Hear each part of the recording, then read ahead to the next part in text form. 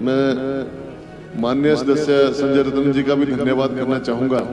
ये पिछले काफी 9 साल से प्रयासरत रहे हैं इन हमारे भक्तों को बढ़ाने के लिए। आज 9 साल के बाद आपकी भी तपस्या पूरी हुई। और माननीय मुख्यमंत्री का धन्यवाद भी करना चाहूंगा कि उन्होंने विधायकों की पीड़ा को समझा।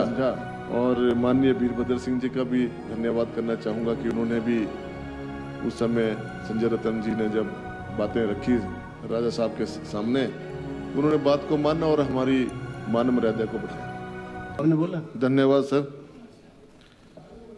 माननीय मुख्यमंत्री ठाकुर सुखदेव सिंह सुक्खू जी, ब्रीफली बोलो ना, थोड़ा थोड़ा जो ये सब विधायकों का संशोधन विधेयक भत्तों के संदर्भ में यहाँ लाए हैं, उसमें आपने मुझे मौका दिया का धन्यवाद।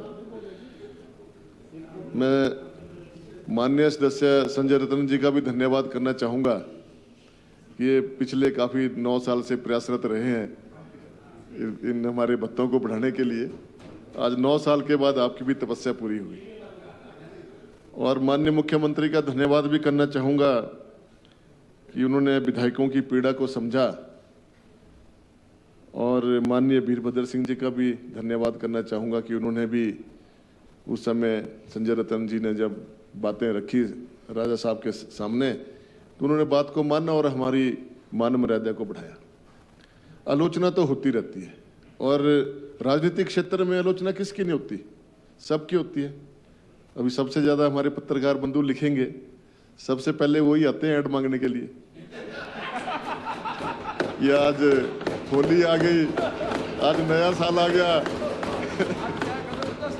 आज होली आ गई, आज नया साल आ गया, आज मुख्यमंत्री का जन्मदिन आ गया, आज ठाकुर जयराम जी का जन्मदिन आ गया, आज मोदी जी का जन्मदिन आ गया, तो भाई साहब कितने की लगाएं।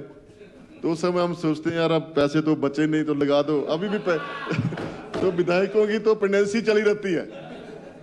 पत्रकारों को भी वो भी रोज 4-4 मैसेज रोज आते हैं, भाई साहब पेमेंट डाल दो। अब पेमेंट तो विधायक तभी डालेंगे जब उसके खाते में पैसे आएंगे।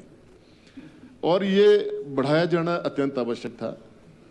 और मैं तो माननीय मुख्यमंत्री महोदय से कहूंगा, जब आप बढ़ाना ही है तो एक रेस्पेक्टेबल अमाउंट दे दीजिए, कोई गुरेज करने की जरूरत नहीं है। बहुत सारी ऐसा नहीं है, सामाजिक दायित्व के साथ साथ हमें बहुत से काम करने पड़ते हैं। आज सवेरे ही मेरे पास 5 मरीज आए थे घर पे, किसी ने पीजीआई जाना था, किसी ने आईजीएमसी जाना था, उनको मैंने अपनी जेब से पैसे दिए। तो सारे लोग विधायक से अपेक्षा करते हैं, कोई टेलीफोन पे करते हैं कि हम पीजीआई में हैं या हम टांडा में हैं, हमारे पास बिल देने के पैसे नहीं है। किसी को 5,000, किसी को 7,000, किसी को 10,000, वो हम समय समय पे अंतराल के बाद डालते रहते हैं। ऐसा कोई नहीं करता होगा, ये विधायकों को ही करना पड़ता है। कोई नहीं करता होगा अपनी जेब से जो किसी को पैसे देगा, बहुत कम लोग होते हैं। तो हमें तो हर जगह 24 घंटे उपस्थित रहना पड़ता है। घर वाले हमारे से पैसे मांगते रह जाते हैं, उन्हें मना कर देते हैं पैसे नहीं है। और ऐसे ही कोई मरीज आ जाए, कोई मांगने आ जाए कॉन्स्टिट्यूंसी का वोटर, तो बोलते हो फटाफट जेब से निकाल के दे देते हैं कि ले भाई तेरे को किसी समस्या नहीं होनी चाहिए। और कभी किसी आगजनी में किसी का घर जल जा रहा है, कोई विधवा हो जा रही है हमारी बहन, तो उनके घर में जाकर शोक संतप्त परिवार में जब देखते हैं उनको कि बच्चे उनके छोटे छोटे हैं, आय का साधन कोई नहीं रहा है, तो जाकर उनको कुछ देना पड़ता है। भले ही उससे उनका कुछ ना गुजारा चलता हो, लेकिन फिर भी उनको एक सांत्वना के उसमें जो है हमारे द्वारा उनको कुछ थोड़ी राहत सामग्री आर्थिक सहायता की जाती है। तो माननीय मुख्यमंत्री महोदय स्वयं एक आम परिवार से आते हैं, इनको संघर्ष करते हमने भी बचपन से देखा, साथ पढ़े हैं, साथ देखा है उनका, हमने इनको कि किस प्रकार से ये कॉलेज भी जाते थे, दूध भी बेचते थे, अखबार भी बेचते थे।